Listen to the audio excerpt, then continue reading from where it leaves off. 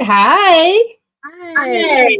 How are you doing today? Oh, pretty good. It's been kind of like a busy day, but no rest for the wicked, they say, right? That's correct. I know. Oh, we gotta stop meeting like this. I mean, I know. We're like, this is our second podcast of the day, isn't it? We're like firing them out today. Vacation's coming up soon, so hey.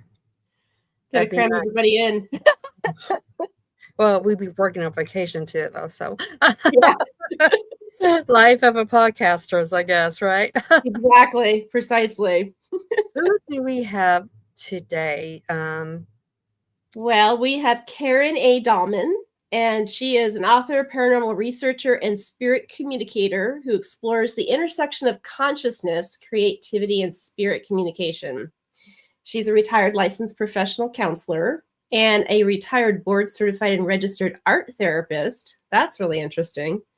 Karen serves as an officer and director of the Talking Board Historical Society and has been exploring spirit communication and consciousness for decades. Karen has worked with the Ouija board since 1973 with remarkable results. So I can't wait to hear more about these wonderful results in the Ouija board and how she uses it. I know, me too. One of my favorite topics. So I guess we're better bring her up then. That's right. Welcome, Karen. Thank you for joining us. Thank you for having me, ladies. This will be a great show. I'm looking forward to it. Absolutely. Well, I'm looking forward to it because I'm a Ouija board person. I know everybody around me, when I say that, they kind of like, ew, get scared. But, I think they are going to learn a lot today from you. So, what I have to say first is, what is your take on the Ouija board? Because you've been doing it for so many years. I mean, do you think it's safe for everybody to do? Well, so we're going to open a big can of worms here, as you guys probably can imagine. Yeah. Okay. So the Ouija board is just a tool. So when people say, "Oh, is it safe?" I say, "Are you safe? How do you feel about yourself in consciousness? How do you feel about yourself as a channeler? How do you feel about yourself as being intuitive and using those abilities?" And so we can jump right in there or start from the beginning, because I'm like you, Chrissy. People say, "Oh, what do you do?" "Oh, I love the Ouija board." You guys, I have a lot of them, like 85 around my house. My fellow collectors have hundreds in their homes. No issues. None of us had any issues. We just really appreciate them so much. And I use mine a lot. I use mine all the time. I think we have to really open this up to a whole conversation about channeling, because when I use the board, I don't consider the board doing anything. I consider it myself reaching into these other energies of consciousness, sentience, and being able to bring it forward through I like to call it the theatrics of the board. Although I'm not pushing it or faking it, the energy's coming through and it's moving and pulling, and I follow it. But I find that the more I've worked over the years on my own abilities to be intuitive, empathic, sensitive, clairaudient, clairvoyant, all those clairsenses, vice versa, all my channeling abilities got better. And so do I think it's safe? I think it's safe when it's used in the right light, literally the right light. And with the attitude of it's a tool and I'm the operator. Is the operator safe, and is the operator ready to use this tool? Just like our guns safe? Well, guns are only safe, they're a tool. They're only safe if somebody uses them correctly. Is the car safe? Well, only if you drive correctly. And, follow the rules of the road. So yeah, this is how I see it. I see it as a very neutral device. And like I said, I have them all over the house. Nothing ever negative, bad has happened to me. It's been very positive. But then again, that's because of my own stance about the board. Yeah. Yes. I see you lady shaking your head. I love it. I want to hear what you think about that. Oh yeah, it's absolutely, because when I taught my kids how to do the proper way and everything. I like using it because I do get a lot of answers and stuff. It's fun. Well, I should say it's fun and educational. I'll put it that way. Yeah. I do get in hold of ancestors.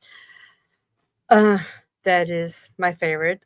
Friends that recently deceased, and I get answers about the afterlife. So, like you said, it is a good tool. And my kids when they use it, they use it in respect. Yeah. A lot of people ask silly questions, and stuff, and it's like, no,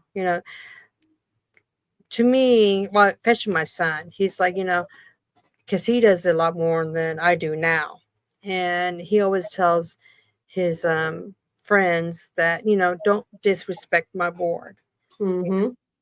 And one thing I want to ask you that my son is like, oh, he's so excited that you was coming on today, but he's a RT in the university, so of course he can't be watching. Old son. These are old kids. Oh yeah, I'm 60, so yeah. Okay, I understand. But no, somebody came to him, probably 5-6 years ago, and said that they was using the Ouija board, and they came across the Ouija board demon, is what they call it. Solo, something like that. Yeah, so. And he said, my son said that because they met each other after this happened to his friend, and he was saying, my life just went to crap after that. And I just had to burn my board and stuff. That's what he said. And my son is just like, I'm sure there's a way you could have done that a lot better and everything. And my son asked him, is your life still, crap? And he's like, yes. So is there any advice from you if somebody was in that situation and came to you? What would you tell them? Well, they do come to me and ask me this question all the time, and I've heard so many stories like this. So first I would say, don't burn your boards. You can send them to the Talking Board Historical Society. We take those boards and repurpose them. I'll take your boards. I've been given a lot of boards over the years, and then we do take them at the Talking Board Historical Society. So this is what I would say.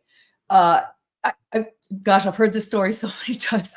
When I'm on Coast to Coast, George Norrie tells a very similar story, how one of his producers got the board, his life went to crap. And I said, well, maybe his life was meant to fall apart somewhat so you could have a clean start and start over.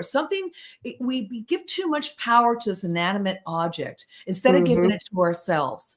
So I would say when something like that happens, you feel like you want to quickly blame the lowest hanging fruit. And in this case, because the Ouija board has such a negative connotation, it's easy to go, oh, I had a Ouija board in my closet that was in my house for 20 years. I forgot it was there, but oh my God, all hell broke loose with the Ouija board. You know what? Life happens. Stuff happens. and it's Mhm. going to happen regardless of a Ouija board or not. Right. So I say if you have that belief and it's really in your mind that that's the cause of it, then I'd say, maybe this tool's not for you, and maybe doing any kind of channeling work in the other dimensions is not for you. I'm all here for the living and to support your life and have the best life you can and a happy, successful life. Again, things are going to happen, but how do you recover from it? So I Mhm. would, first of all, take the Ouija board out of the picture and talk about what they can do for themselves to go in a new direction. I mean, that's the therapist in me. I always call this, the work I do on the board, Ouija therapy, tongue in cheek, because it is Mhm. so therapeutic. And even when I talk about it, it's just so therapeutic to me because it can be used as such a, like you were saying earlier, Christy, for fun and entertainment and learning and exploring, but it also could do amazing things in your life where you can actually become more empowered. We could talk about that because that's the whole level I go with this. I'd really help a person empower themselves first. And then if they want to come back to the tool to use it, use it. But if not, it's not for you. Mhm. Thank you. Yeah, that's what I would have said too as well. Mhm. But it's Exactly. coming from you because I know you probably know a lot more than I do. I just been using it a long time. Add up the years. So I think the next thing is let's just have you go ahead and talk about, the Ouija board, spirit Mm. communication. Let's hear from you Mhm. about what you do and how you do it and For any sure. advice and Boy, then now we will talk for 2 or 3 hours. Perfect. You guys, to the audience, I spoke to them earlier before we started the show, and they're used to me talking. They said you could talk several hours. You guys know that. Follow me. I can talk hours on this Yeah. topic, just alone. So you did ask a lot.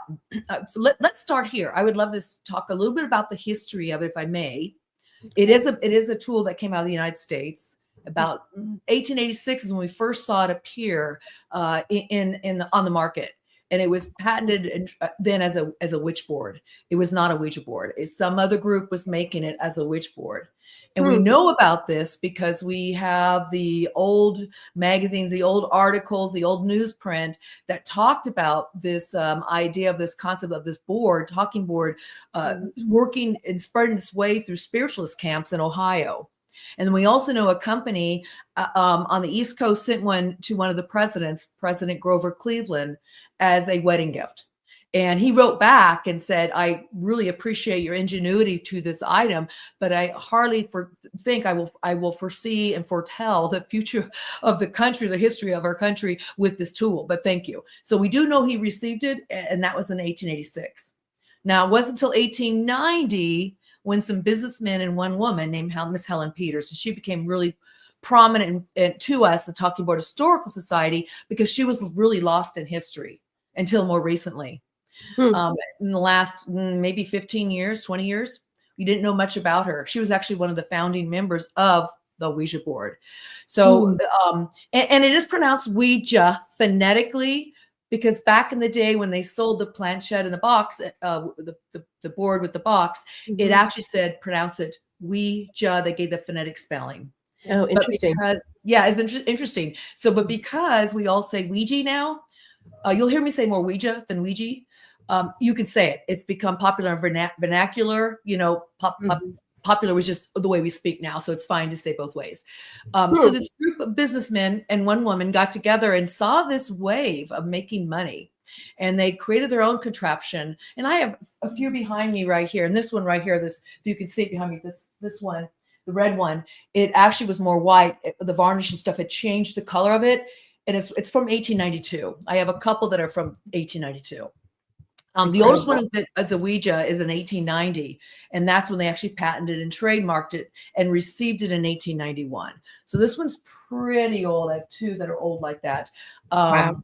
So I just wanted to bring that up because it's kind of, I'll tell you what, to understand this tool, I always feel like you should know a little bit about the history and how it was used and why it was used. Because it talks about a piece of Americana that is just incredible, because not only were these tools created and mass produced to make money, it was a business decision for these people. it was really, that's what they used it for. But it was a spiritualist community that snatched it up. And they found a way now to communicate more directly, if you will, with the other dimension. That back then they were mostly talking to the deceased. There were a few people that spearheaded, were ahead of their time. We're talking to now ethereal beings, and maybe talking to spirit guides. But most of them, they refer to them being as deceased people. So that's kind of a neat history there too. And the board itself has gone through so many different transitions of how it looks, to how it was made, the size of it. And that's cool in itself. But even how the symbolism on the quarter of the boards that we see now as the moon and sun, it was not that originally. It was a full moon and a crescent moon. And then it started changing. So it's kind of cool. You see the symbolism. And I talk about a lot of that in my books, especially the spirit of alchemy, because there's a lot of alchemical stuff happening on this board. And it turns out the people that founded it, some of those men were actually Freemasons.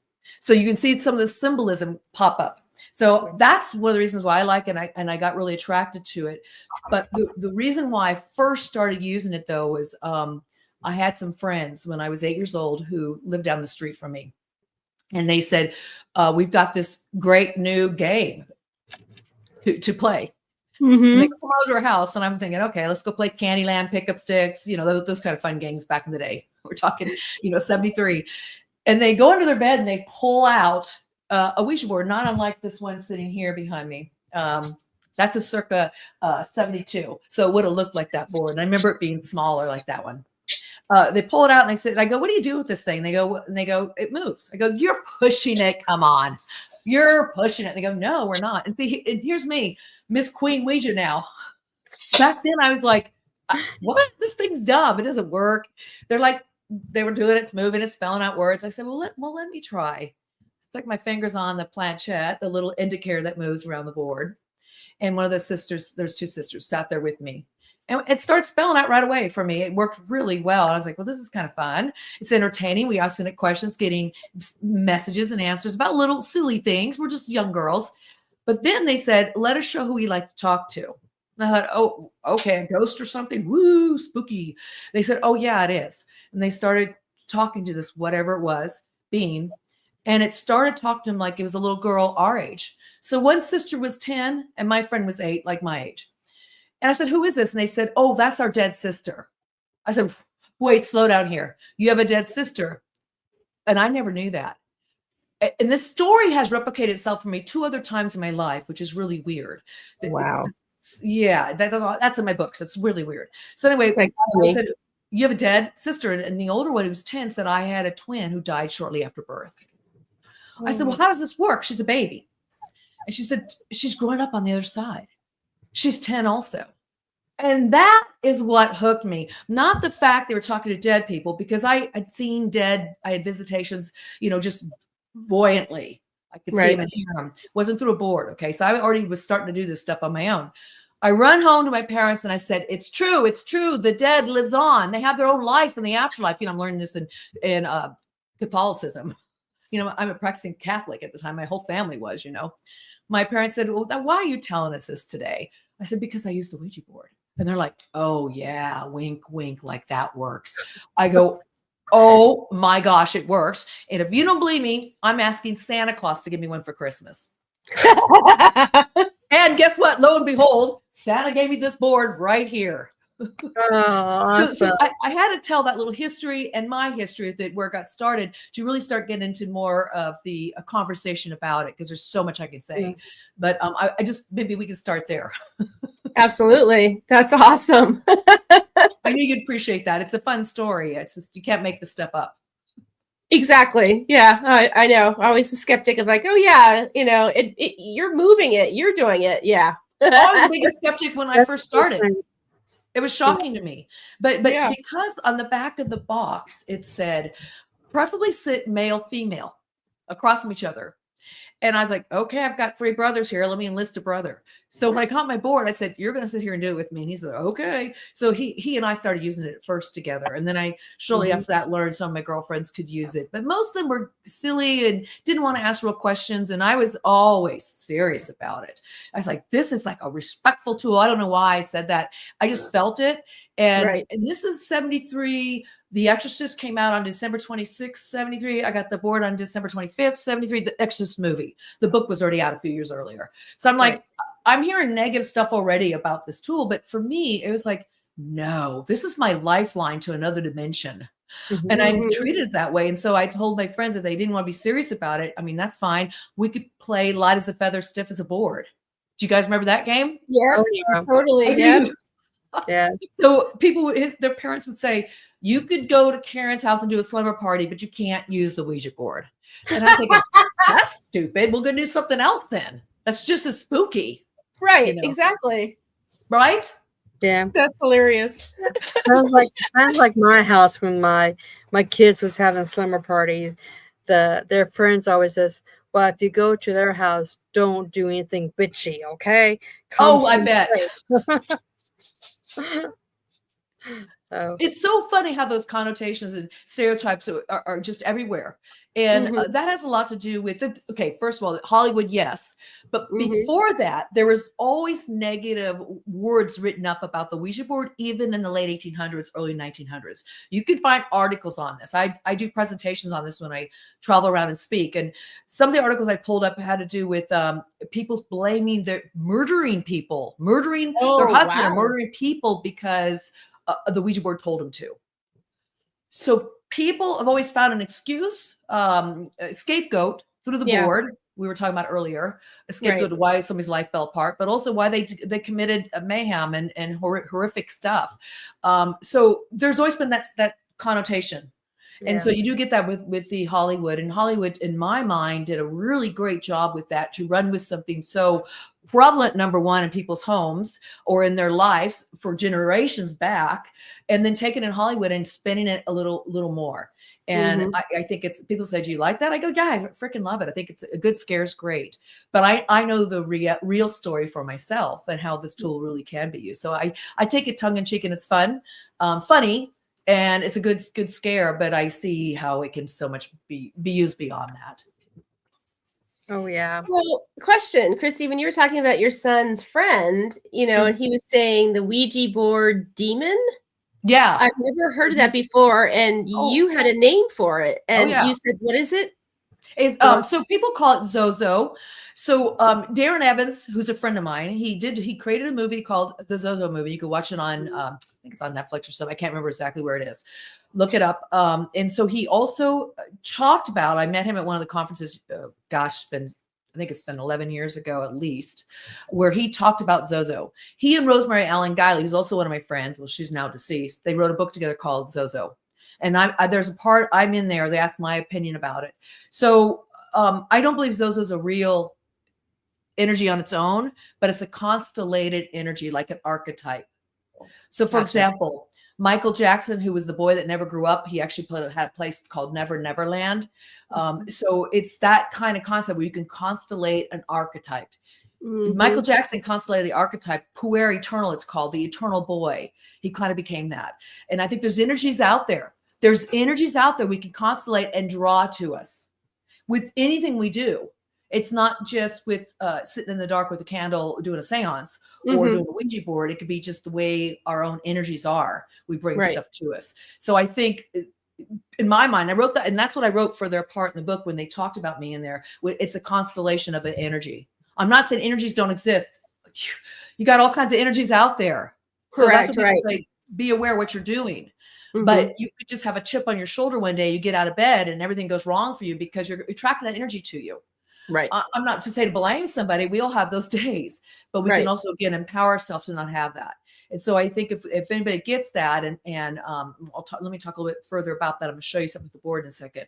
Anybody gets that, they can make a choice to stop it as well. So let me grab this board here. This is my board from Santa Claus.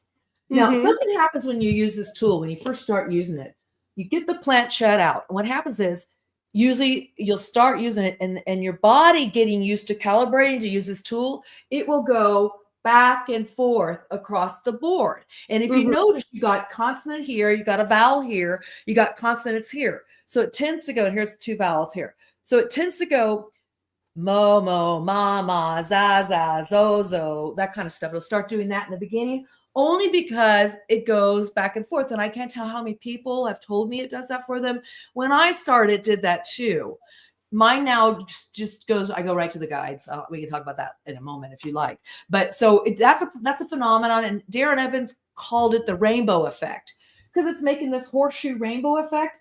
Right. And I say, yeah, you're going to get a vowel and you're going to get a consonant on your side. So you're going to get something lo, lo, la, la, na, na, no, no, za, za, zo, zo. And so we call it the Zozo effect. Gotcha. Okay. So a lot of people believe in it. It's like Slender Man, or, and there's stuff out there, you guys, Yeah. So I just say, if you get anything like that, one time I was on the board with my brother, and now fast forward maybe 16 years from when I started. No, it was before that. Fast forward 10, 12 years. So now we're in the 80s, early 80s. We get on the board, and we're using it, and we're talking to, who was I talking to then? We're talking to the spirits that was talking about past lives. I got into that with the board. It was so cool. Whole segment on that. So all of a sudden, some energy came in and just started cussing us out. And I only go like maybe 15 seconds. Those like explicitives. Okay. Said a few of them. My brother's like, what's that? And I'm like, well, that's something I'm not going to talk to. So I took the board and I started this concept of taking my arm and ceremoniously wiping the board off as like just say, I'm legit about this. I don't want to have that energy. And I was clear. I said, you're gone. Did this whole little incantation thing. Okay. Boom. Get on the board. And it made way for Wilma Jean, who I talked to for another 15 years, who is a spirit guide of mine that came through. So things like that can happen. My brother's like, well, why did that happen? I go, I don't know why it happened. I said, but you saw how I got rid of it. So people write to me and ask me, they say, well, God, if I get Zozo or Lala or Mama or No-No or whatever, or somebody talking to me badly, and they go, and I said, well, how long did you talk to it? Oh, I have 30 minutes. Why? Why? If I get a crank phone call, remember back in the day, you get crank phone calls? Yep. Click. Spammers. Off. I don't mean answer the phone, right? Yeah. Why do you put your energy there? Right. Yeah, you're gonna feel bad about yourself, badly about what's happening, because they finally got something on the board. Well, it's easier to get lower energies, and when we're doing channeling with this tool, it's easier for us to be in lower frequency ourselves. That attracts that kind of energy. So I say get beyond that. Wipe that board off. Start all over. Don't spend even 5 minutes talking to the energies. Right. And you can have a lot better results. And I just saw somebody join us. Who is that? Oh, this is my daughter, Amy. Hello. She comes in sometimes. Hi, Amy. So, yeah, she just got done getting her kids Wonderful. hair up. Yep. So. Is that a Ouija board user too? I don't use Ouija boards. I'm highly sensitive, so I don't really need them, if you know what I mean. Yeah. Oh, exactly. She just lets the rest of us do it without her. I get enough spirit activity. I don't need to amplify it. Fully understand. Yeah. A lot of people tell me that too. They'll say that. I'm like, yeah, you got your way of doing it. Stick with what works for you. Right. Yeah. Well, I think that one time we used them after one of my coven sisters passed away, and she unlived herself. Anyway, sad story. But probably about a few months later, I just wanted to use it just to see if I connect to her and everything. And I'm glad I did, because you did connect to her. Yeah, I did. And I got a lot of answers and stuff, why she did it and everything. And she said she was sorry. And then she really educated me about the afterlife. So it was all good. But yeah, like I said before, I love using them. So yeah, I like all different types of like divination items personally, because a lot of people think it's just like Ouija board, and there's so many different options you have as well. So exactly, and they all work in a similar manner in terms of you connecting the energies using the tool. Yeah, and they're just as powerful as any other one. So it's just really, you have to use yourself as a tool as well. See, that's the key right there. I love oracle cards and tarot decks. I use those a lot. I like pendulum. I like I Ching.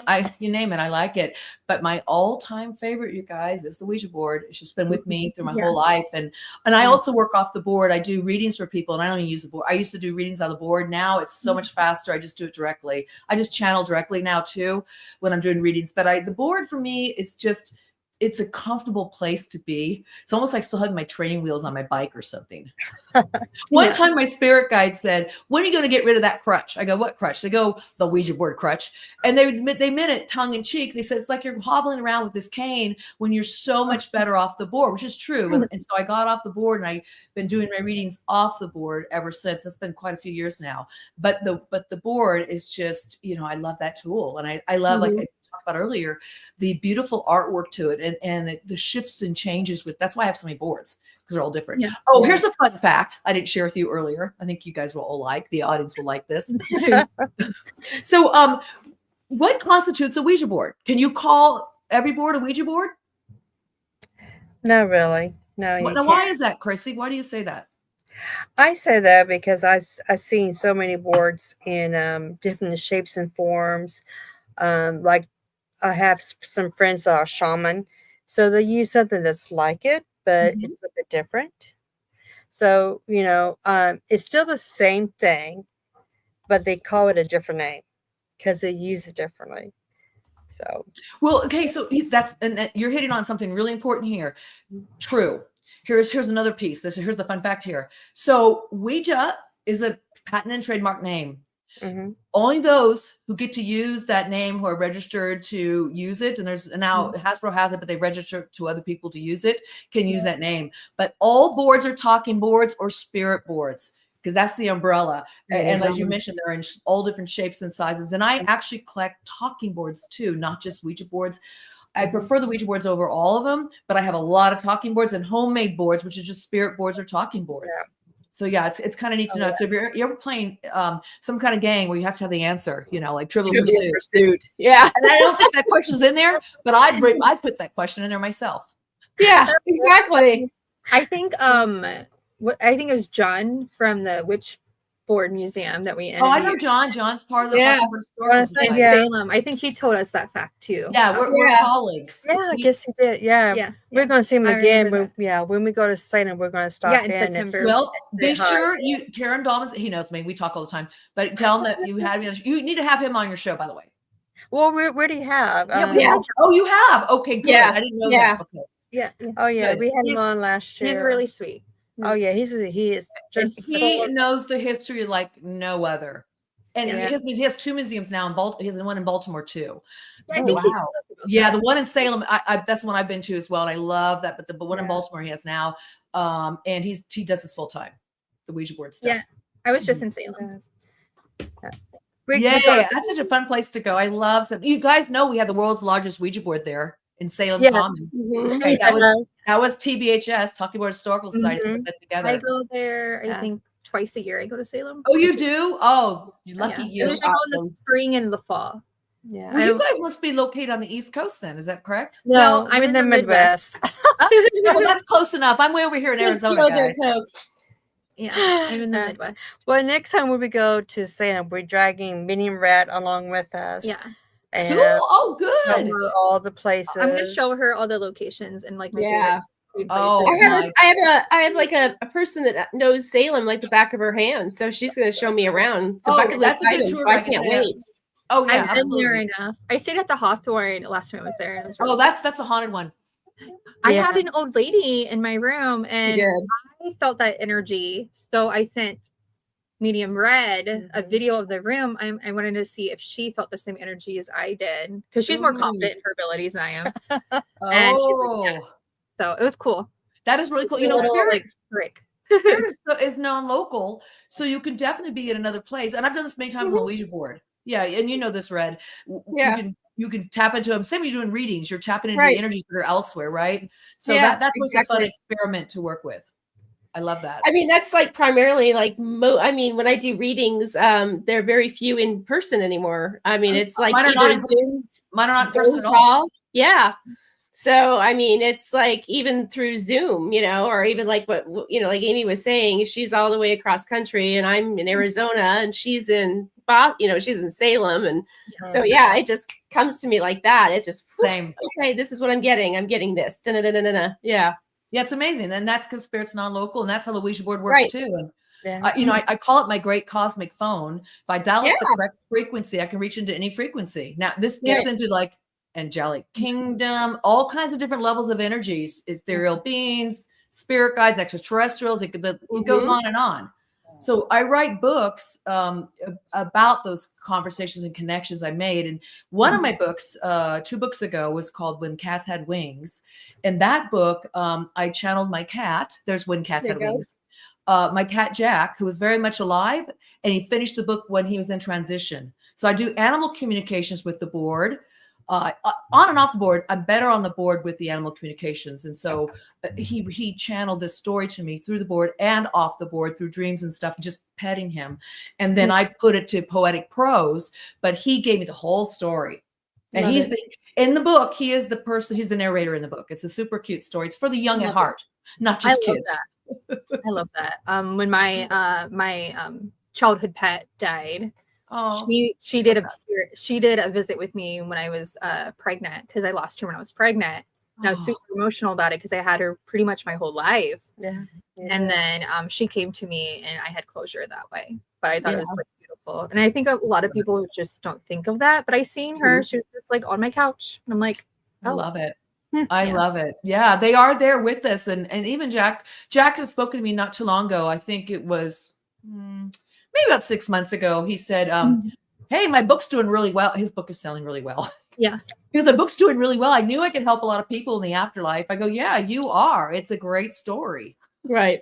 I love it. That's so adorable too. Oh, it's so cute. But yeah, this tool, and we're talking about going off this tool and using ourselves as a tool, because I really consider myself a walking Ouija board. Just because I'm doing it. I'm the one doing the work. But I find when we step into these realms, whether it's using these different kind of divination tools or whatever we want to call them, or just ourselves, the possibilities are limitless when it comes to channeling sentience and consciousness. So my whole focus now is really how far can I push the boundaries of consciousness and tap into it. And I'm working on a book now. I've been working on it for a few years here about consciousness. It's really there's a lot of research and it's heavy. Wow. Not some of my books are lighter, some of my books are heavier. This is one of my heavier books. Oh, that's awesome. I can't wait to read it. That's amazing. Yeah, exactly. That is, yeah. We let me bring up your books one more time so everybody can thank you. Look at them. So, and you had them see the 4th one over is about the Ouija boards. The Spirits of Ouija was probably one of my most popular because everybody wants to know how to use this tool. So you were asking earlier how to use it. That book right there, I put in the do's, the don'ts, the trials, the tribulations. I give examples of animal communication, angel communication. So when I was writing this book, the first book, The Spirit of Creativity, I wrote with the help of my angel on the board. It was when I was a practicing psychotherapist. And they said, the last thing you want to do is talk about using the Ouija board. They said, do not mention us at all in this book. I said, okay. So when I came out talking about that book on shows, everybody said, well, how did you do your work? I go, well, then that's my second book, The Spirits of Ouija. And in that book, I am very clear. This is talking just using a Ouija board and who I communicate with and everything from the deceased all the way up to like angelic beings, ethereal beings and stuff. I said, can I talk about extraterrestrials? They said, absolutely not. I said, what? They go, people aren't ready for that yet, Karen. Well, my book on consciousness, it has all that in that. It's gone so much further. Yeah. So I said I wouldn't put that in there. They were right. The book came out in 2015. I think people weren't ready to hear that. At that point, I was still fighting the connotation and the stereotype that it's such a negative tool. Right. And I was started talking to the public 2012 about what I do. And so it was really new to people. And I think it was scaring them. Everyone wanted to fight me. And I'm like, there's no reason to fight me. If you don't like it, you don't like it. I love it. And let me show you why. And if you want to learn how I do it, then that's the book to read because it's a very positive take on it. I love that. So I have abilities and everything since I've been a young child. That's all I ever have remembered. Like my earliest memories, having an old lady sitting on my bed, humming Silent Night. Yeah. And I've always had experience my entire life. And tools like that, for especially us younger people, are amazing tools because a lot of us feel alone and outsiders with our abilities. And I feel like when we read books like that, that helps us and guides us. Yeah. That's a great point. I was 8 and I was seeing things already, and I had different kinds of ethereal beings visiting me, including the deceased, but other, like I was seeing like what I call the guardians now. And I haven't really spoken open about all this stuff yet. Are you RH negative? I am.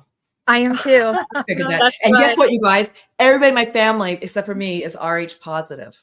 Really? My mom's all O positive. I think my dad. They are. My whole family is. My parents are. My siblings are. I'm the one that's RH negative. My mom says, "What do you think? I had an affair with an alien?" I go, "Not necessarily, mother, but I do think something happened." Do you know? I always say I'm just a little bit of alien, so it's fine. That's why I know. I can see that in you already. Well, and see, that's what was visiting me when I was little. That's where it all started. So with that, and I was alone, and this is in 73, and I couldn't tell my parents, although I did. They said, "You're making stuff up. You got to quit doing this. You're going to be made fun of when you go to school." And I had an imaginary playmate that wasn't imaginary at all. And I said, it was like a fairy, and they said, "No, you got to stop this." And so I had nobody to talk to. So when I did find the board at the age of 8, it was like my lifelong, and that lifeline. That's what I was telling them before you came on. I said that was my lifeline, and I discredited at the age of 8. I was like, "What is this? This is stupid. It's a stupid game. Let's play Candyland instead." But when I realized it was a tool that really worked, I was just so mesmerized, and allowed me, Chrissy, you were mentioning earlier, to do a lot of exploration with some of my guides about the afterlife. And then it got into past lives, and they started teaching me about things I didn't even know. And then when I got older and became a hypnotherapist along with a therapist and all those things, I started teaching and doing past life therapy for my clients because I saw the value of that too, going into the dimensions. So yeah, the Ouija board can be a great lifeline for you. I agree. The people that want to have this exploration, I'm not going to say it's easy to use it in the beginning. It was for me, but it's not for everybody. I have quite a few friends now who've reached out to me and said it was easy for them. But I could tell you I have that many more times 100 that say it's a hard tool to use, Karen. I bought it. I've been using it for a week. It won't work. I said, my God, it's probably going to take you 3 months to maybe even a year of doing it because it doesn't always work right away. Right? Well, you also have to, like with any divination item, you have to create that bond, that relationship. Right. Correct. Right. So, because it comes hand in hand, you're also using a part of yourself. You are. That's it. You have to perfect yourself, your own channeling ability. You are the Ouija board. You know, that's basically. it. Yeah, it's like you're kind of like dating. You need to create that relationship. It doesn't happen overnight. Yeah, you do. And you also, when you said that relationship with the tool, it's like you don't want to have that fear factor towards this tool and then use it. It's just not going to work. It's just going to be negative, or it's not going to work. But if you have that idea, I say be neutral, or at least even be excited about it, or inquisitive, curiosity. And then all of a sudden, you get this. It's amazing what can happen. I teach workshops on how to use this tool, and unfortunately, I only have like an hour and a half typically. But I've traveled around doing this, and I've been able successfully helping couples. I always say use it with somebody else only because it's easier in the beginning than you trying it by yourself. But I've taught some people how to use it by themselves too. Now, here's something fun to say about myself. 39 years, I only used it with a partner. And people said, why'd you change after 39? I've been using it for 53 years now. They say, why? Why did it take you that long? I said, because that's what the back of the box said. I said, use it with a partner. Yeah, right. And it works so well for me. I was like, I don't need this tool, but I love it. And I just like to do it with a partner. But the fun thing was this, as the work started getting more profound. And in this book, The Spirits of Alchemy, it's more advanced Ouija stuff because I get into the profound messages that came through the board and how we worked with it and in real time in my life and with my friend's life and stuff too. And what I found is that if you start using this tool on that level where you're curious and you want to explore and you start developing your relationship with using this tool, you like it, and with yourself, it's amazing where this stuff can go for you. And that's what it's about for me now. It's awakening yourself to your highest self, to your greatest good. And in fact, in 89, I just finished graduate school. I was starting to practice. I was working at a hospital. I met other clinicians, and they were really curious about my work. And we all don't talk about it. Don't tell anybody else. They gather at my house, and we use this tool. And we decided. I said, "Hey, let's just talk to our higher selves." Now that's like an archetypal energy I was talking about earlier. Carl Jung talked about that. Okay. So I said, that's your greater self, your inner self. You call it your soul self, whatever, the seat of your soul. I said, let's call it our higher self. And for 4 years, that's all we did. And I had no idea what we were doing other than we were getting good messages. It was positive. It was helping us in our lives. And our higher selves would come to these messages. There's 3 of us and we had 3 higher selves. There was like 6 of us in this room, although it was just 3 people and 3 higher selves. It was excellent. Okay. Yeah. As we started to develop that part of ourself, awakening up this greater part of ourself within, that's when the angelic kingdom started coming. That's when the extraterrestrials started coming. That's when animal communication opened up. That's when I met the ethereal beings, the guides, and so forth and so on. Because I had developed this vessel, this channel here to be, it's like my guides call it, and they talk about in that book how to do this without a board even, but they call it plugging into the outlet of your higher self. It's that simple. It's easy to say, but the work to do it does require a little bit. It requires effort, but it requires a little bit of time. And so they were like, well, let's talk to people about how to do this off the board too, because that's important because people really want to know how to do this and the board might still scare them. So I kind of traversed the whole things of the Ouija board from the beginning to where I am now, and now pushing boundaries of consciousness to communication way beyond what people even imagine. That's incredible. That is. So, question for you, Karen: do you teach online classes as well on this, or? I have. I'm not so much now. I've done a few. I used to have people back when I was in California. I used to host people at my house. We would do open message circles and I would teach there as well. Now it's more about if I'm in person, I'm at a program or an event, that's when I'll sit down and teach. I like to be right there in person because I will sit with the person and say, okay, try this. I watch their body. Because I'm telling you what, it's even about your muscles, how you hold your body, because you can get real tired in the neck and shoulders. I've had people develop headaches and all this stuff because they just are too tight. Stomach aches. I watch the body ergonomics, if you will. And I've kind of perfected it over the years how to do that. And so I sit with people, I help them with that. I watch how they rest their hands on it. And I prefer to be in person. But I have a YouTube channel and I haven't done a whole lot of videos on it lately at all. It's because I've been focusing on other things lately. But I have about 220 plus videos on there, all about these kind of topics we're talking about. Predominantly the Ouija board, but a lot about just even how to just work off the board. Yeah. We'll have to put the link in the comments after the podcast, and that way when those who sees it later on will have that link. I'll talk about it on TikTok. It's just Karen A. Dahlman. Everywhere you find me is Karen A. Dahlman. Karen A. Dahlman on YouTube. Yeah, she does TikTok too with my cousin and then a couple other people who I co-host or within the cauldron. Well. We have like a whole team. So that's right. I did see your @ symbol. That's right. That's awesome. No, I've seen you have a whole group of people who are part of your group. Yeah. I feel like it's because my whole platform, even like for the paranormal, because I've always had experience. I want everybody to be able to connect to each other and trade knowledge so they feel less alone in the paranormal field and also in witchcraft and spirit and spiritual and everything. So on all platforms, I try to. I think that's wonderful. I spent all those years in a vacuum way before the internet doing this work. It did, but here's the positive side of that. I didn't have to listen to the negativity. You know, and so by the time internet comes out, I think my first it was AOL, you dial up 1989. My first computer was they didn't have chat rooms on the Ouija. They didn't at all. They had my friend, one of the colleagues from the Talking Board Historical Society, Gene Orlando, had the Museum of Talking Boards, and then Robert Murch had another Ouija board website too. We've all grown our websites in many ways since then, but they were the ones I could see, and like, people like Ouija boards too. But I like the fact I was in the vacuum. But the coolest thing now about social media is that now I'm not alone. No, you're not. Right. No, we're not alone.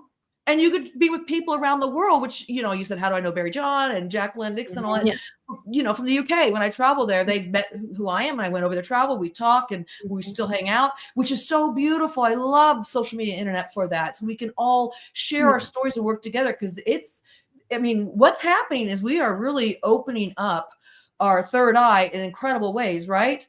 Our chakras. Yeah. And so now we don't have to be alone doing it. Yeah, speaking of that, I was talking about the paranormal with one of my friends from Australia, and he's gonna be a future guest. His name is Red too. And yeah, so it's all about making connections, and we love the connections. I feel like it's highly important, especially nowadays, you know. It is. Well, we do UFOs too, encrypted. You talk about it all. You know, we do life as being a vampire. Yeah, like psychic vampires and stuff like that. Like, because there's so many different spiritual paths as well as different types of paranormal. I'm glad you said that. People want to judge it and go, "Oh, Ouija board, not for me." But vampires and oracle cards are for me. I'm like, you know what? Everybody has a spiritual path, people, right? Right. Here's what works for you. It might be a combination of a few things. You know, I know for myself, a lot of my spirituality. When I was in graduate school, I did a residency at a Native American reservation, and I was so enthralled with the spirituality of Native American stuff. I spent a lot of times in New Mexico, where I was surrounded by it. And a lot of my artwork is Native American related. I love their work so much.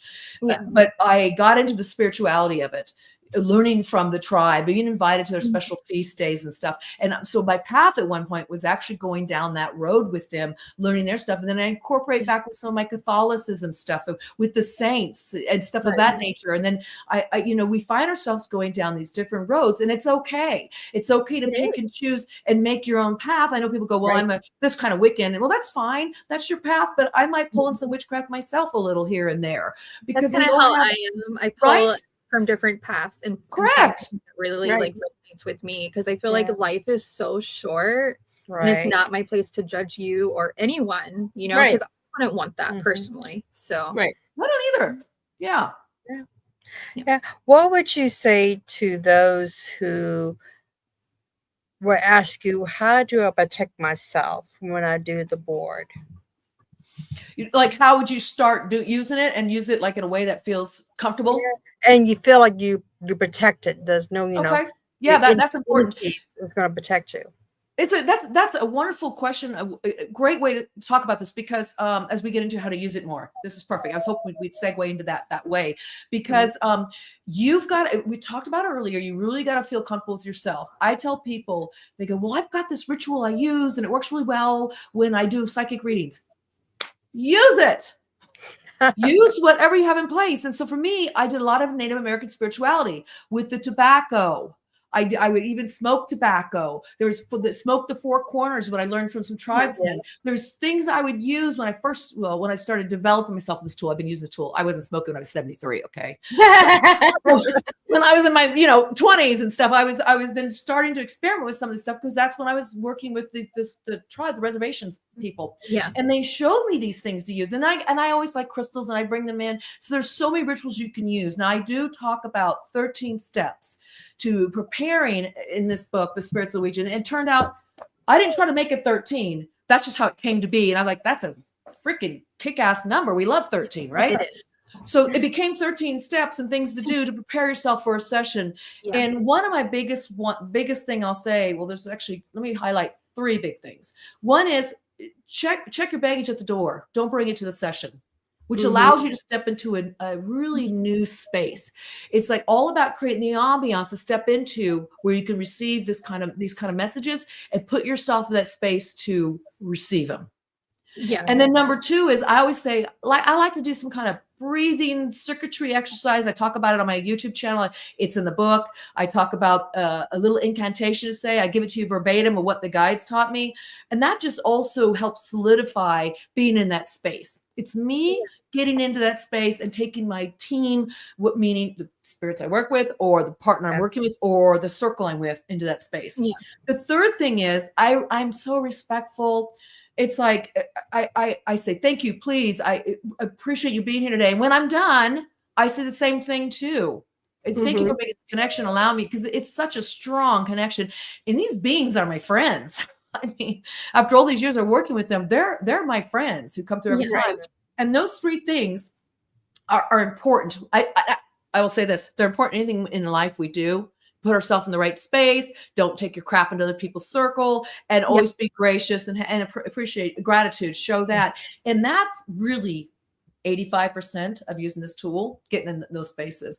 But I give other things to do that will help. And if it means burning candles or, doing this smoking the four corners or putting out your salt or your salopanto, a palo santo, or incense or whatever it is, I do all of that. It just depends how I'm feeling that day. Right. Yeah. I agree with you 100%. Yeah, Come I with do too. respect to learn how to protect yourself, especially when you are using any divination item. Well, Right. even saying thank you too. You should always be respect for saying thank you to any kind of divination tool that you are using. Right. It's just, I do that all the time. My dowsing rods, my pendulum, Ouija boards, my tarot cards. I always say thank you. Even if I'm just communicating to a spirit myself without any divination item, you're a divination item if you really want to, Yeah, that's your that's like your lifeline. That's your being. They're your I friend. always respect the spirits, and I always say thank you for communicating to me, especially if they're kind to me. If they're maybe a little malicious, I'm like, okay, boundaries have to be drawn here. Yeah. And I'm glad you said, we talked about boundaries a little earlier when I think you weren't on yet, when I was talking about when I used it with my brother one time, they started cussing. Is that when you came in? I can't remember, but we talked about that. That was setting boundaries. That's you guys, I want everybody here to hear that. It's okay to not communicate with everything that might come through anything you're doing. You can say no. It's like, you meet somebody and you're like, you don't like that energy because you're feeling it intuitively. You're like empathic going, ew, that's like a bloodsucker. It's like a vampire. Right. Say no. It's okay to say no, right? It is okay to say no. That's one of the most powerful sentences you can say to anyone or anything is no. Right. Everything has to be in your circle. So, and a lot of people think they have to. I'm like, no. Yeah. Create your circle. Right. Have to enter. Yeah. And I'm Very a therapist. And I would tell people, you say no, learn to say no a lot. Right. Because it's not good for your own energy. It's not good for your own countenance. You know what I mean? 100%. Saying no is healthy. Because I think as women, we, and especially when you're empathic, like all of us here, intuitive, we want to help. We want to be there. We know we could go into the war trenches with them and help, do stuff. That could be a problem for us. Right. And people say, well, how do you turn it off at night? I go, well, I do. I have rules. And I've started these rules when I was really young because I was scared. I was scared in the dark for many years because the beings would come. I didn't know how to even do that. I got to an age where I said, okay, you cannot come past this threshold of my door. You want to talk to me, be patient when I get the board out or when I do a session, or you let me know in the morning, I'll talk to you. I said, that's it. Yeah. And they respect that now. And I have a group of beings on your side, my bouncers, I call them my bouncers in the book. My gatekeepers, we're all working together. We're a team, Right. It's okay. Yes, definitely. I know, so you are an author, you channeling, you spirit communication. Is it anything you don't do? Have you and you into the aliens, about that and everything. Oh yeah. So when somebody asks you what is your career, what would you tell them actually? Well, here's what's funny. People hardly even ask me that question. I don't do this for a living. There's been times, I do readings all the time, but I actually have a successful company based out of California that's in telecom. And I help do power and fiber and stuff for cell towers and the power company. So that was my bread and butter. And I'm a consultant now. I'm pretty much retired, but I still consult. I still do some gigs.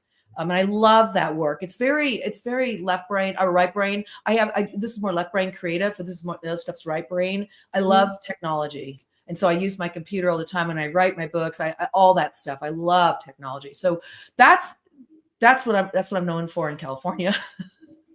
But I'm also this work too. I've been out in the public just since 2012 talking about this because I'd lay in bed at night listening to Art Bell just before George Norrie had Coast to Coast back in the day. I love George Norrie. Yeah, 1996, 95, 97, and before, and George took it over a little after that. So I'm listening to these shows and I hear people call, oh, the Ouija board's so bad. And Art Bell's like, oh, it's so bad. And I was on call. I said, this is it. I'm writing a book about this. I'm going to call him up. And what year was this? This was 1996, 5 or 6. I get on, I actually get through, and they have me on hold, and then the show ended. I'm like, oh. I said, it's not enough time to come out and talk about it. Yeah. Clearly, But since then, timing is everything. when my first book came out, you guys, it's true story. This is so weird. This book came out. Because before this book came out, well, it came out in 2012. I was on a plane or getting on a plane. George Norrie and I ended up sitting next to each other from coast to coast. And we didn't know each other, okay? We started up a conversation in line at the airport. And he's like, what do you do? And I go, oh, I'm in telecom, blah, blah, blah. I didn't tell him about the Ouija board stuff. And I go, what do you do? He goes, oh, I talk at conferences that talk about weird stuff. I go, you mean like UFOs and ghosts? Because I knew who he was. And he goes, oh, yeah, that kind of stuff. So we just started having a great conversation, sat down on the plane together. We were flying from, was it Oakland down to Vegas. And he was going for some business and I was going for some business. And, it was just a flight we had. And he started talking about some things. And I go, well, I joked with him first. I said, he goes, you know who I am? I go, yeah, you're Art Bell. He goes, no, I didn't. And he goes, no. I go, I know who you are. You're George Norrie. He goes, oh my God, I go, I listen to the show all the time. I love this show. It's just so weird how this happened. So I never talked about this publicly until I was on the show a couple months ago, and he brought it up. I waited till he brought it up publicly after all these years we met. Okay. He brought it up and said, you remember that time we met on the plane? I go, well, I remember that time on the plane. Because what happened was this. I said, so I know you don't like the Ouija board. I said, I love it. He goes, you do? I go, I'm writing a book on it right now. And he goes, when you get that book published, he goes, I want you on my show. Because we had this great conversation. He said, nobody sits on the plane ever and has interviewed me. Because I was interviewing him. I said, tell me about your shadow people you see, your shadow rats, he called them. So we did this whole thing. And he was like, well, you know a lot about this stuff. I go, yeah, I've been doing this for a while too. So So that was my first show I was ever on, you guys, when I came out in the public. It was weird how that all worked. And it was with this book. It was on that show. People said, where I couldn't talk about the Ouija board in it. They said, well, we want to know how you channeled all this information. And I said, well, that book came out next. So it's just been weird how this whole career has gone for me with this. And so, yeah, I love doing this and doing it full time. It's a lot because you guys know about readings and stuff. It's like, I like how I do it now. It's kind of split. Mm-hmm. It's exhausting. Awesome. Draining. Yes, it can be. And so that's why boundaries are so important for us. We have to learn to separate from what we're receiving and hearing. And I got to tell you, when I was a therapist, I learned that in graduate school. When I became an art psychotherapist, I work with people with art to help them heal. But they're also at the time speaking about what's happening in their life, where it was like you get vicariously traumatized by hearing their stories. And so my professors were really clear about in practicum, learning how to establish those boundaries so you don't have countertransference. Right. So they may project on you and have transference, but you got to separate. And I learned really well how to do that. And that has helped me with the board. And it's helped me with my readings. And it's helped me even set the boundaries with the spirits when they come through. So if I can give any advice to anybody doing this work, and you guys are nodding your heads because it's learning again to say no and set those boundaries for yourself. Exactly. Yeah, precisely. You can sleep at night, right? So you can sleep at night and have your own life. Yes. Right. Exactly. To be able to sleep. Yeah, she had a lot of experience with shadow people. Shadow people. Oh, you and George need to talk. Yeah, Big Spoon. That's a whole joke on this channel. Only two Andy guying you. Yeah, exactly. I love it. I love it. I mean, the world, the other dimensions is so, we don't even know a piece of it, to be honest with you. I think it's the tip of the iceberg. The other dimensions, there's so many levels and layers and constellated within layers. And then you think about the galaxies now, the cosmos. There's billions and billions of galaxies, you guys. Yeah. With the sun. And there's more like trillions. It's beyond. I mean, I went to this lecture once with this professor who talks about this. He goes, if I could show you, he's like, it's just one dot. You look at ourselves in the Milky Way. He goes, imagine this now, multiple, even quadrillions. He goes, it's so big we can't even count it anymore. He goes, that is what science sees. And he says, so you got to think about this, the possibility for other life. It's out there. It's here in our world. We keep finding new types of life forms here in our oceans, on the ground. I mean, as our telescopes get bigger, we can go further down the ocean. Our technology changes. We're seeing so much more. And I think as we develop our own our own tool, our own technology, old school technology, we can end up seeing and communicate with more. And that's what I think is happening right now in the world, and why there's such an unrest globally, as well as, the macrocosm and the microcosm. We're seeing it here with ourselves because we have to awaken to this. to go into the next level of experience for ourselves. Yeah, Yep, exactly. It's crazy when you think about it. Yeah, it is. It really is. I know my husband got a telescope for his Christmas last year. Yeah, and we see pictures all day, every day of the stars. well, galaxies, and I love it. It's really exciting because it's like It's exciting. that is up in our sky and we don't even know about it. Yeah, It's true. You guys, I got night vision goggles a few years ago. I think it was about 6-7 years ago. Night vision military grade goggles.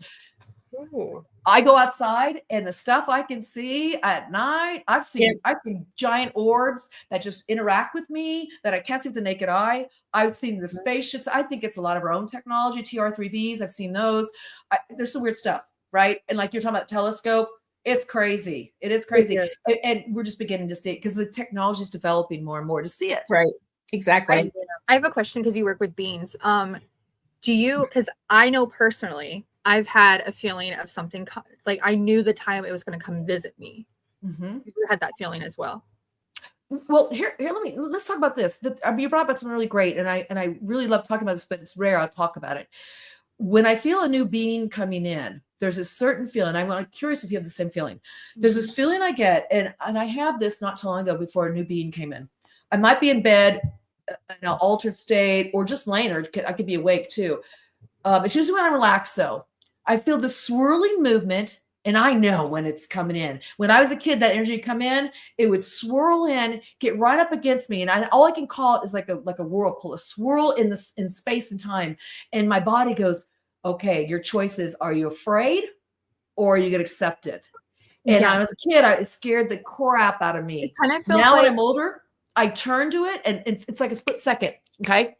And I turn to it, and there it is. Whether I'm supposed to receive a download or usually it's visual, but I can also get information. It's there, right there. I've seen some really incredible beings doing that, not being afraid anymore. How about you? I'd like to hear about you. I felt like it was kind of like a falling feeling. Explain that further. Like, it was like where I was like at the most relaxing zone, you know, when you're like about to go to sleep. And it kind of like what you said, but swirling, but it kind of felt like a falling feeling. Like I had no control what was about to come at me. My only control was don't look at it or look at it. Yeah. That was all I did. But as a kid, I'm like, how am I going to react? Am I correct? And if you're scared, forward? If you're scared, as a kid, I was scared. I was terrified of the dark, like I said, for years until up into my early 30s. I'm embarrassed to say that, but that's the truth. I would climb in bed with my parents even as a teenager because I knew she's like, yes, about to come. See, that was it. And my parents were like, "What are you talking about?" I didn't say I got RH negative and you guys don't. Nowadays I say that. I go, I have. Did you feel stuff that I told you I have RH negative? And my mom's like, "What do you think happened? You think I had sex with an alien?" I go, "No, mother, I'm not saying that. I'm just saying things happen." It does. Things like, well, maybe now that you brought it up, is there something when did you say that? Do you know something I don't know, Mother? Yeah, is there something you want to tell me about that? Oh my God, that is so funny because we have these great conversations. So when I came out with this book, 2015, we're just talking 11 years ago. My mom read it. And she's like, she was reading it when it was actually a manuscript. She's like, I didn't know you were doing this stuff. I go, what are you talking about? I would come home and tell you all these stories. You were there. Santa Claus gave me the board. She goes, oh, I thought you're faking it. I go, really? And then she's reading it. She's like, wow. Now, my mom used to go to Chandler. She was into all this stuff. She'd take me with her. We go hear automatic writing and all this stuff. But she's like, her daughter's not doing this. And now she's like, can you get a message for me from my guides? So I feel they're all into it. So my parents, they're all into it now. They're like, yeah, we believe you. It was hard for them to crack that code. Yeah. Right. Crack that code of consciousness. He used to tell me, because I would go to him too. I would go to my parents, be like, oh my God, this is happening. I feel this way. Something is watching me when I'm sleeping. Yeah. I don't know what to do. And my dad would be like, it's just in your head. And I'm like, sad. And I'm like, oh my God. Because I felt like I was crazy. Yeah. So my parents told me, they called me crazy Karen. So he said he just didn't want me to be scared from it. But I didn't know how to protect myself at that time. So his guidance really would have helped me if he would have sat down and talked to me about it. Right. Yeah, just love her. I'm okay with my parents the way they responded to it because I think they were doing the best they could. Right. Like go to school. You don't want to be like the crazy girl over there that talks to weird people that nobody else can see. So I Right. go, okay. I said, Mom, I'll give you that now. We're good. Yeah. And now I just go out, internationally and talk to people about this. She's like, oh, how was your last show you did? That's not your business, so it's really fun to hear you and do that. Yeah, I'm like, I love it. Yeah. I love it. So I get why they're protecting you as they're protecting me. They did the best in they the could. parenting handbook either how to handle a child with Well, abilities. I didn't really. I mean, I protect you, but I just hugged her. I just come here, Aw. open my arms, and just hugged her, and that was it. Sure. It was a So- great hug. But you're Yeah. younger too. So my parents are like almost 90. They're 89, almost Yeah. 90. So that's a whole different era. That was Yeah. like, you don't talk about this stuff. Right. Yeah. You know what I mean? In the 90s, like they didn't It really was talk less about like it as that. much. Yeah. No, they didn't. Well, They didn't. You're right. And you have a mother that's, we're close in age. And Yeah. and she was at least open. I think that's great. But Right. yeah, I get it. You felt isolated and alone. And a lot of people write to me and tell me Yeah. the same thing for that reason. I go, I can relate 100%. Totally. well, You write books and everything now too, is to help the audience feel less Right. Yeah, and I have a lot of younger readers too, in their teens and older, because I think it's appropriate, to read the stuff, like you said earlier, if they need help with this, and to do it, a way that's going to be positive for them, right? Yeah, I was raised by the silent generation, and that's exactly what it was. Silent generation. They didn't talk about that, so. Or they quickly shut it down if you talk about Yep. it. Right. Yeah. And again, the same situation. I was raised Catholic, and my mom was extremely Catholic. And so, yeah, I sit there and tell her that I'm talking to my dead grandfather. She's like, that's a vivid imagination. And no, we're not going to do that. That's demonic. You need to shut that down, Yeah. Isn't Mom that funny? was the Because they same talk way. about Moses talking to a burning bush, right? And I said, well, if somebody can talk to a burning bush, why can't I talk to my cat on the Ouija board? Yeah. The same. So I would say things like that when I was little. I said, well, how do they part the Red Seas? I mean, if that's possible, why can't I talk to a dead person to the board? Right. Yeah. I would do the same thing with my mother as well. When I got older, I, start pushing the envelope a little bit with her on, the religion. Not that I don't feel like religion is right, wrong, or indifferent or anything like that. It's merely the fact of you can't shut down something that I'm doing when in reality.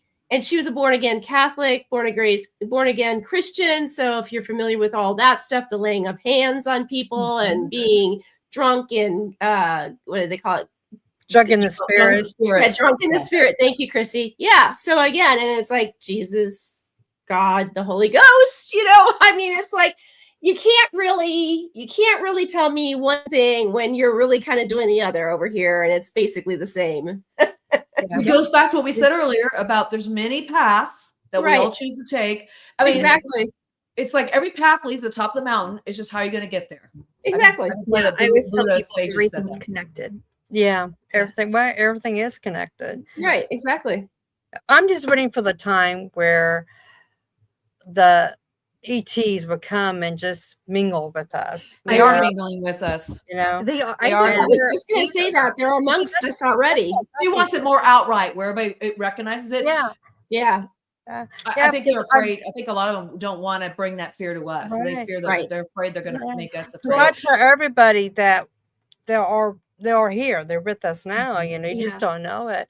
They are. Of course, you get a lot of, but yeah, I do believe they are. I'm part alien, so We know that. Yeah, there you go. You got an alien daughter, so Yeah, alien daughter. Alien. And her mother, I guess had sex with an alien man, That happened. Wow, this is getting good, you guys. The best thing about this conversation, I have to say, with my parents, and we're talking about, they shut me down as little. They're near the end of their life. I mean, they could live to be 100, maybe. I don't know.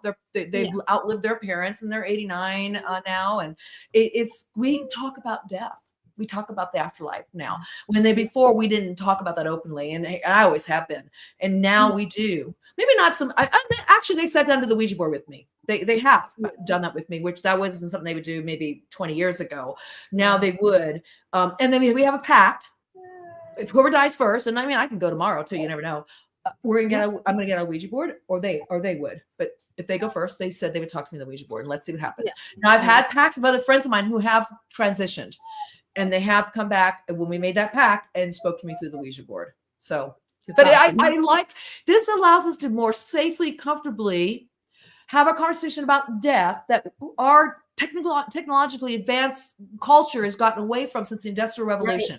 Right. Before that, death was a common thing. They talked about death a lot. Mm-hmm. Yeah. They honor their dead. They put them in pictures. I mean, they kept their locks. They had to deal with death somehow. It was part of their life. People died at a young age, childbirth all the time. You were 40, you were an old person dying, right? You were old.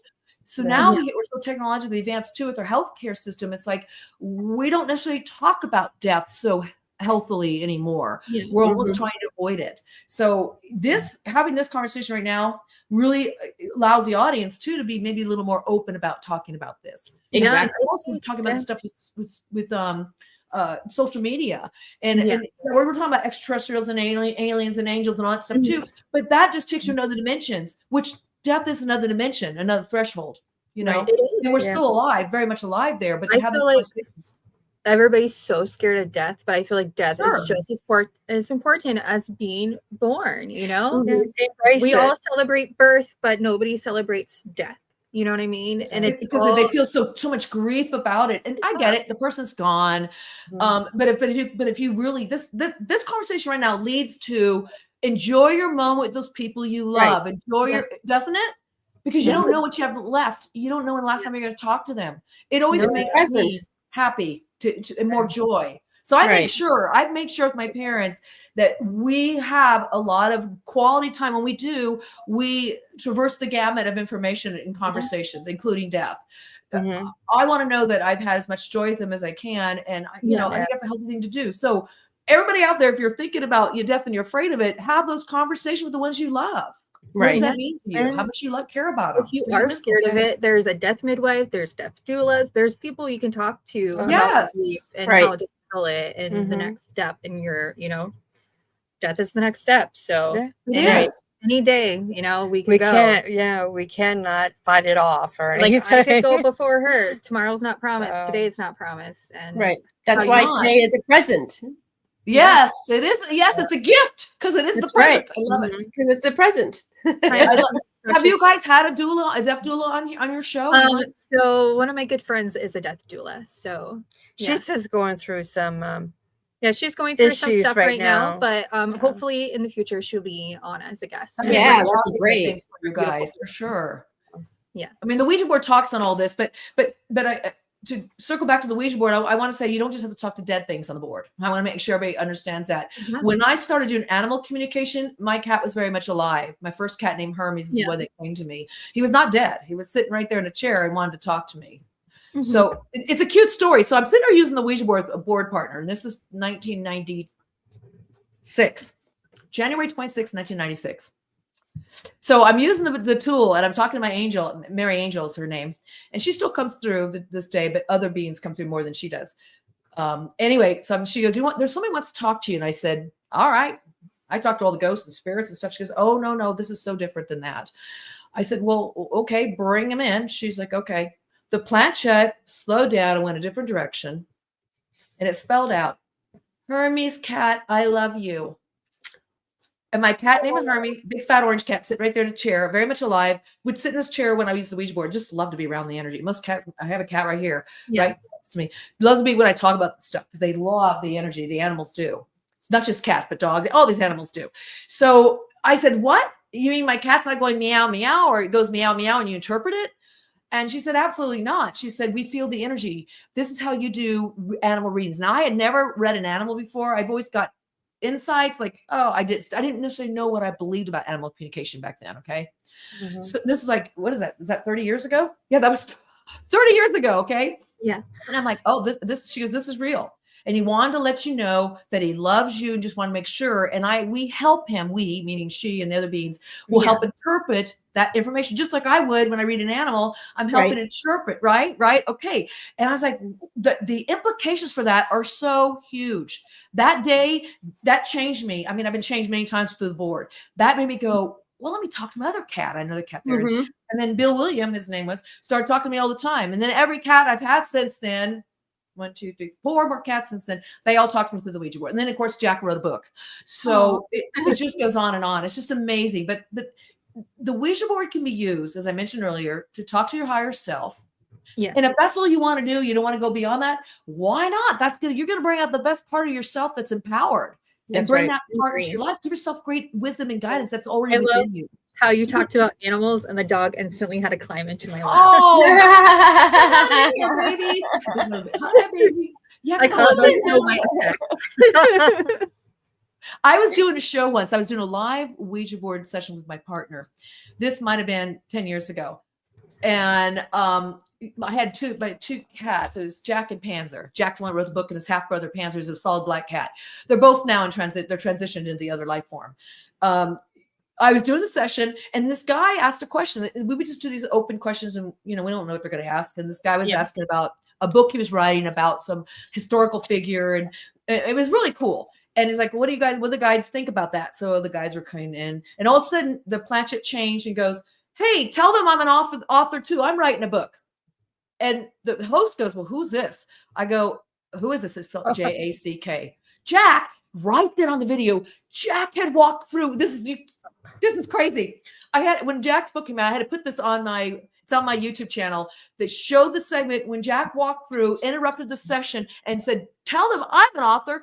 I'm writing a book too, and it's going to be out soon. And I'm like, the host of the show goes, who's Jack? and my partner goes, well, they believe what you were saying until now, Jack. And I go, well, he's my very much alive cat that just walked through the room, and he wants to tell you he's an author. And people are like, they weren't used to hearing that you can use the Ouija board to talk to your pets. So the best thing you can do with the Ouija board is learn just to channel what feels good, bright, and alive, that brings you joy to your life, happiness, love. Yeah. Absolutely. I agree. And I feel like when you tell people that you like communicate to animals, they like dismiss it. And I feel like animals are just as important as human spirits. So, and they have souls. They do. Yeah, they have souls. They are so healing and loving. They are a master. Look at that baby. They are a master teacher. Oh. And that's BC. You want to get what? I gotta get my cat. Hold on a second. Yeah. I don't know if she wants to do it, but here she. This is BB. Oh, I have a cat that looks just like her name, Millie. Yeah. She's just 3 years. She's a 3-year-old baby. She's spoken to me on the board before. But she says, she says to me, she goes, that's kind of silly. I don't need a board to talk to you. I said, you're right. Smart cat. Yeah, I have 3 cats. I have Maxine, and then I have Miss Luna, who's a little bit feisty. Miss Luna, I love that. And she has attitude, and she's not afraid to show it. And then I have Maxie, who's sweet but doesn't want to be held, so I respect that. And Maxine loves to be held on your shoulder, carried everywhere. She wants to go up. Yeah. Millie and Maxine likes to give you kisses. Yeah. They always Luna will want to give me kisses when she wants to. She decides I have to respect her boundaries, or she lets me know. Yeah. I used to say I rescued my cats because I had a lot of cats that were abused. The reality was they rescued me. They taught me so much in my life. Yeah, and Jack's story, his book gets into that. At the very end, we talk about that. They are our master teachers. There's so much we can learn from these animals. They're just like having another loved one. They are a loved one or another human being. They are a being that has a lot to say. They're just and they're like incredible. I feel like with animals, like their intuition is so strong. I feel like sometimes even stronger than us because they can read you just like that. They know what kind of love to give you, what you need at that time. If they just need to lay next to you, like your face and everything. And people go, cats? Well, they're so independent. I go, no, you haven't been around cats long enough. They do their own thing. But these guys, that's a girl and a boy. I have a bear. My big white cat's in the other room. They're right. They will communicate to me and know what I'm feeling too. It's just so symbiotic. Yeah. Develop that relationship, right? Isn't this cool how a Ouija board conversation becomes all this, let's show our pets to each other? Yeah, really. When I talk about the animals, everybody wants to do that. I mean, usually BB sits behind me right here. Usually she'll come on a show and sit behind me, but they're just right here. He's like 10 feet away. She's like 2 feet away. They're right here. They want to be a part of this. I love that you rescued your animals as well. I did all mine as well. I got my cats. I had to bottle feed them every 2 hours because they were just dumped in a box full of poo. And I'm like, well, I'll clean them and take care of them. And I've been taking care of them since they've been 2 weeks old. And what a gift they've been, right? What a gift. Yeah, I love them. And it's my cat Maxine is such a healing property for my son because he has fading spells that turn into seizures. Oh. And ever since we got that cat, it's been so healing for him, and everything has lessened, and he's doing amazing. So that's incredible. Animal. So it's a beautiful thing. Yeah.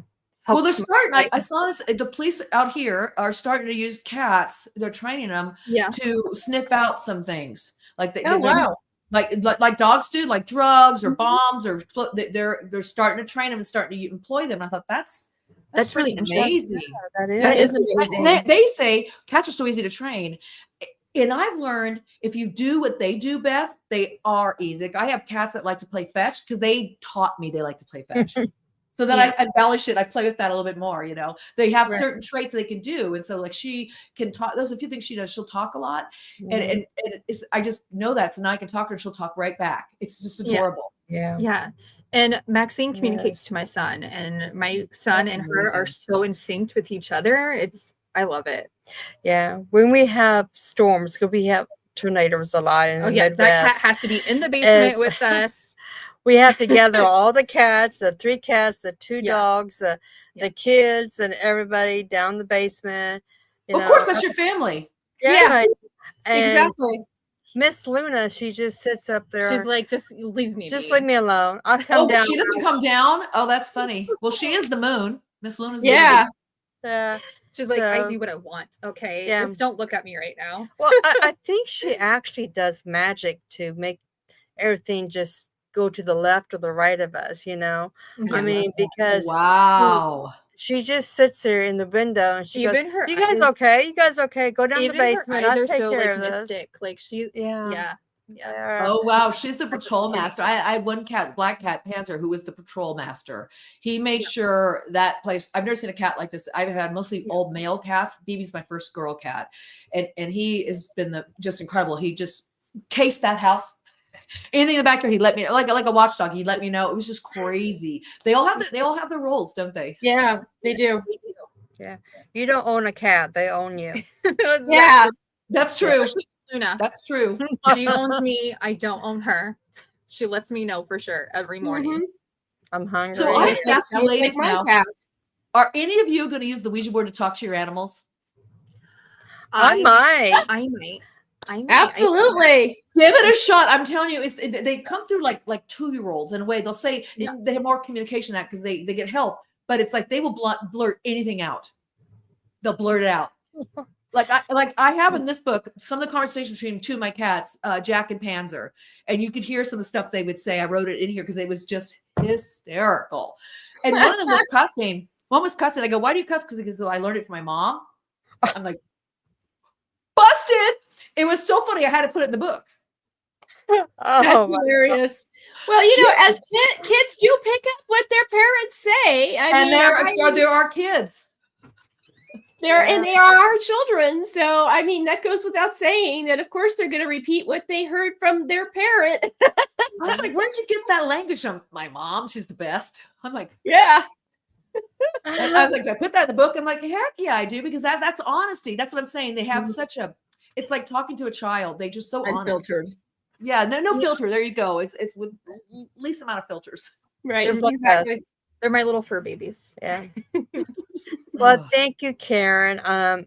It's been on a blast. I mean, it really has, and it's really interesting to find like other people that you resonate with, because it's hard to find that. Yeah, this has been a fun time, you guys. I knew we'd have fun. I already knew it. Yeah. Yeah. Did John tell you that? Oh, Barry.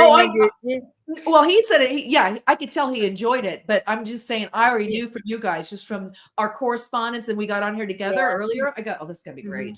Yeah. Like, what do you want to talk about? I go, well, everything under the sun. I told you. And others, we just scratched the surface of my Ouija work, by the way. Yeah, There's that's so much great. more. But Well, this If you was ever fun. want to come back on, Yeah. you're more than welcome. I was I just going would to say that. love that. Yeah. It's been just, Yeah, it's been maybe a joy. we can get Jonathan from the Salem Ouija.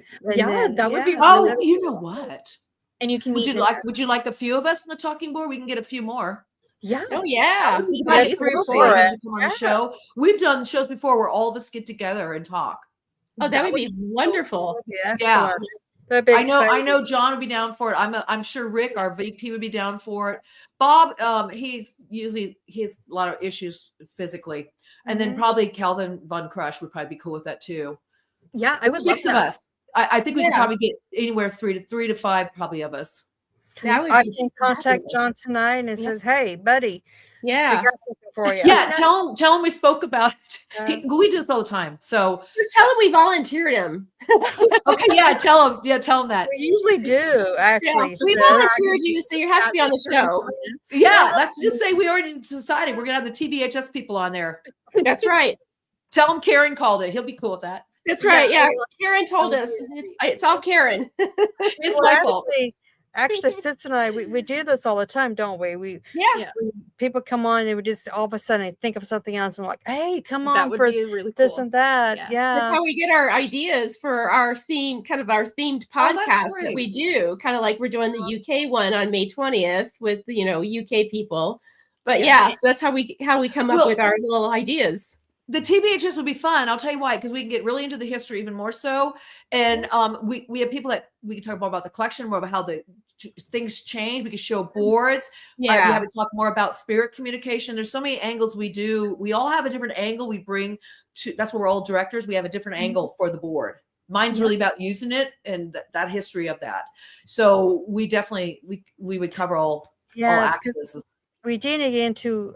There's a lot of things that we did not get into, which is okay. because Yeah.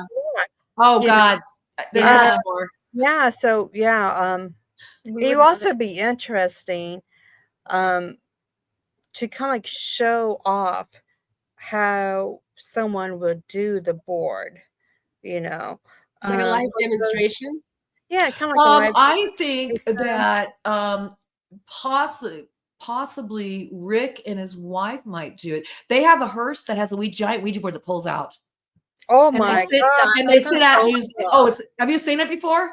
I have not seen it, but No. that Okay, well is- he's That is the guy incredible. behind the giant Ouija board in the Salem Commons. He's the guy that created it and painted it. He's the artist. Oh, really? Well, no, we've seen the board. Yeah, we He's have- our VP, but he has a hearse. You Yeah. pull out this giant table, which is a giant Ouija board, and they sit there and use it. Wouldn't you like to see that? He Yes. would love to show it to you guys. Trust me. We would, that would be Yeah. amazing. Yeah, I it would would. love that. These guys are incredible. They're incredible, talented artists, incredible collectors, very interesting people. Like I said, we all have a different angle to it. Mhm.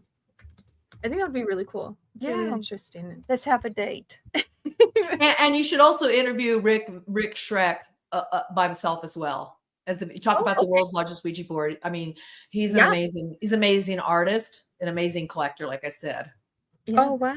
I love that. I think that's And we all know each other. I mean, we all work together. We do these events together. yeah, that would be really cool. Well, we definitely talk to you in a couple of days and Yeah. set something up. We'll contact for, you within a week and let That's you know. fine. That'd be great. I'd be glad to put the word out to everybody.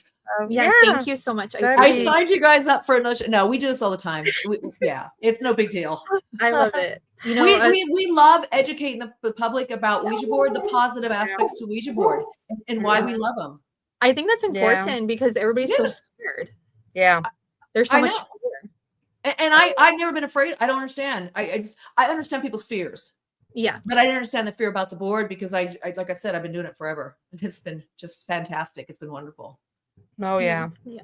It's really cool. Yeah. Now I bet your audience had no idea we're going to traverse this much of topics today. Well, Did you guys think that? I think our audience knows this by now because Yeah. we don't really edit too much unless we have to. We it's rather just it to be authentic and Yeah. real. raw. Yeah. Yeah. Because that's kind of life, you know? Yeah, that And is so- life. This is real. It's real. Talking to real people who are doing this work.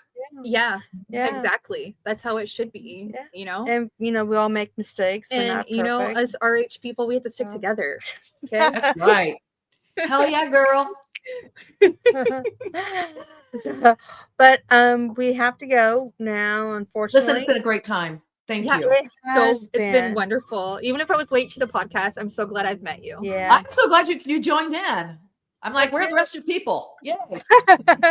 Well, I just want to say, subscribe, everybody, like, share, go to Karen's website, look her up on YouTube, get her books, and get those questions ready for the next time, because there will be a next time. Until next time, many blessings. Love and light, everybody.